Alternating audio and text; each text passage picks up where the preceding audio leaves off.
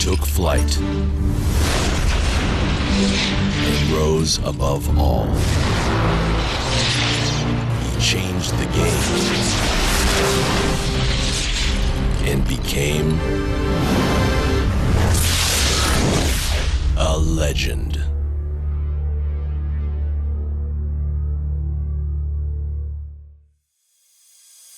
It's pretty fitting that Michael Jordan was on the cover of the greatest NBA 2K game.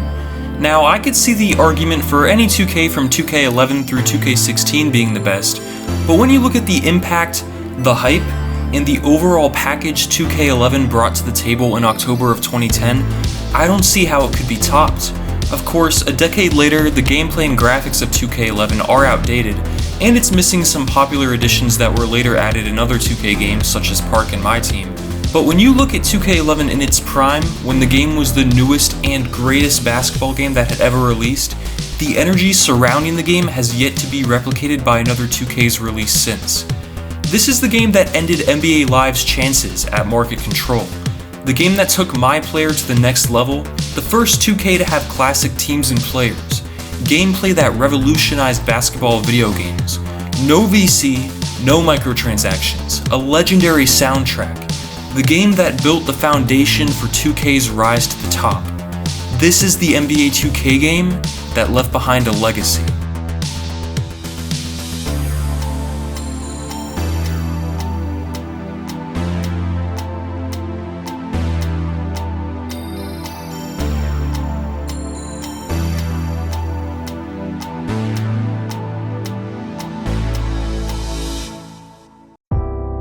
NBA 2K11 laid down the groundwork for 2K's domination. This was the same year EA nearly released NBA Elite 11. The bar really wasn't high at all. If 2K simply took NBA 2K10, a great game in its own right, and updated the rosters, 2K11 would still have been a massive success. However, even without real competition, Visual Concepts took it upon themselves to innovate further and push the envelope of what a basketball game could be. Operation Sports voted NBA 2K11 as the greatest sports video game of the decade, noting that NBA 2K11 was a turning point for basketball video games. It was simultaneously the beginning of the end for the NBA Live series, and the start of the true rise of the NBA 2K series. It was the game where people seemed to realize that NBA 2K was not just out there to make the next yearly basketball game, but rather become a series that was a love letter to the NBA as a whole. In an era where sports games feel regurgitated in simply a roster update year after year, 2K11 felt different. This is noticeable from your first time booting up the game. It throws you into Michael Jordan's first appearance in the NBA Finals, going against a dominant Lakers team led by Magic Johnson. This game felt like a time capsule of NBA history. This wasn't just a video game, this was an experience. Unprecedented at the time, the game featured classic teams that were actually licensed. In older sports games, historic teams did exist, but they had generic players filling up the teams. 2K11 actually got the rights to the players making up these teams, got their faces scanned into the game, and immortalized these teams and players forever, allowing people to experience an older era of the sport in a way that most never would have seen coming. This is a feature that many take for granted today, as NBA 2K continuously adds new historic teams year after year, but 2K11 introducing classic teams was a game changer. The game's featured mode was the Jordan Challenge mode, where players could play through the most iconic moments in Michael Jordan's career. Not only did each moment have accurate teams and players, but those players actually looked and played like their real-life counterparts did. These historic players had their own signature animations that brought them to life. Anyone who watched basketball in the 80s or 90s would have immediately been able to tell which player was which. The commentary and presentation was another insane detail to this mode. The announcers would actually talk throughout each moment as if it was happening in real time.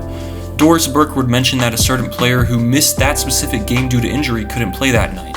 Kevin Harlan would mention Jordan's specific struggles against a certain team or player, or talk about matchups to watch. If you actually made 6 threes against the Trailblazers, Michael Jordan's player model would actually shrug. Playing these moments made you feel like you were actually there, in that era, and it was magical. It's just one small feature that makes NBA 2K11 so great, but it really did push the genre forward. Sports games could be so much more than a mere video game. They could be time machines. The Jordan Challenge was actually pretty difficult, which made the player respect just how insane Michael Jordan was in his prime. It wasn't easy to average 11 assists over an entire NBA Finals series, or drop 69 points in one game. Other 2K games have had similar modes with their cover athletes, but 2K11 was the first. The hype behind this game and the game mode was insane, as this was the first 2K game to have Michael Jordan in the game since he retired. An expected afterthought today, seeing MJ along with Larry Bird, Magic Johnson, Patrick Ewing, and Karl Malone recreated in a video game for the first time was special. After completing the 10 challenges, you unlock a rookie Michael Jordan to use in the career mode My Player, and you can then see how Michael Jordan's career could have turned out if he joined the NBA in 2010. Speaking of My Player, this was the second year of the game mode as 2K10 introduced the game-changing career mode in the previous year. Not much changed, but compared to the grand movie-like My Career we see today, it's almost refreshing to go back and play this older version of My Player. It's simple and to the point. You start out as a D-League scrub and work your way through your career trying to leave the best legacy you can. You won't be locked into long cutscenes with bad acting, and you won't find the mode to be a tedious grind meant to push the player into buying VC. Instead, you'll find that this mode existed for one reason: to be fun. Don't get me wrong, it was still a deep game mode, however, especially compared to other sports games. Post-game press conferences meant something, as certain answers to certain questions could lead to teammates refusing to pass you the ball, or even the crowd chanting, "Trade him." But it wasn't full of flashy filler, it was just basketball, and I think a lot of people today would prefer that. A game mode connected to My Player that was exclusive to 2K11 was the Crew mode, allowing users to team up with other My Players online, create a team, and play online against other crews. People miss this mode a lot, as it was kind of like Pro-Am, but with better matchmaking and more control over how your team's roster is filled out. There wasn't a park in 2K11, but some people might find that to be a positive.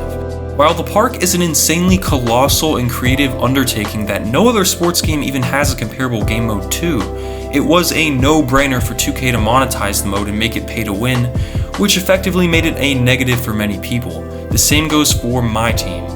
The Association mode was the game's My League or Franchise mode, and it was super deep. In fact, NBA 2K11's Association mode is deeper than the Franchise mode in any 2020 sports game besides 2K, from Madden to FIFA to NHL to MLB The Show. 2K was so ahead of the curve back then. With NBA Elite 11 cancelled, NBA Live fans who bought the game and stumbled upon this mode were amazed at the level of detail, depth, and immersion. You could control and play through the D-League, you had complete stat tracking from the Hall of Fame, to team records, to player records, to league records. The game mode was an NBA database that grew with your fictional universe. The presentation of 2K11 was fantastic as well. While EA held the ESPN license that they stole from 2K back in 2004, 2K delivered a better and more realistic presentation with a TNT-inspired broadcast. The crowd stands up and reacts during these moments. The sideline reporting of Doris Burke adds immersion and storylines to the game, while Kevin Harlan and Clark Kellogg do a great job at sounding authentic. The halftime show was phenomenal. If you were playing 2K11 and someone walked into the room, they might have thought you were watching a real game. Of course, 2K's presentation has improved since 2K11, but this game set the foundation. It blew away every other sports game. Gameplay was a massive improvement over 2K10. Defense was overhauled completely, and it shows. The game wasn't as easy as people were used to. You can't simply hold sprint and drive to the rim like you could in 2K10 or NBA Live. You had to play basketball by passing the ball, setting screens, and using plays to get an open shot. If you don't know how to run a playbook, you better play on Rookie. Even playing today, the AI awareness of the defenders is impressive. This was the first 2K to put pick and roll on the left bumper rather than on B or circle, which was a lot smoother and easier to run. The game released with 10,000 new animations, and almost every player had their own signature ones. Player movement and momentum is fluid and realistic, and while the gameplay may feel a bit aged today, for its time it was unprecedented. The game's soundtrack was amazing. This is pretty much unanimous, from hits like Over by Drake to hype music like Serious by the Alan Parsons Project, to underrated catchy songs like So Far by the Redland. This soundtrack slapped.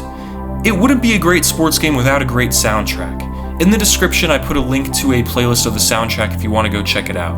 A few other features in this game were the situation mode, which is a game mode I wish we saw in current sports games. This mode allowed you to pick two teams and create a scenario to jump into. You'd set the score, time left, etc., and then jump into it. The game also had a cool feature where after each game you'd see a slideshow of screenshots the game took for you, showing the best moments from the game in cool camera angles. Beating someone online and then sending them the screenshot of you posterizing them was awesome.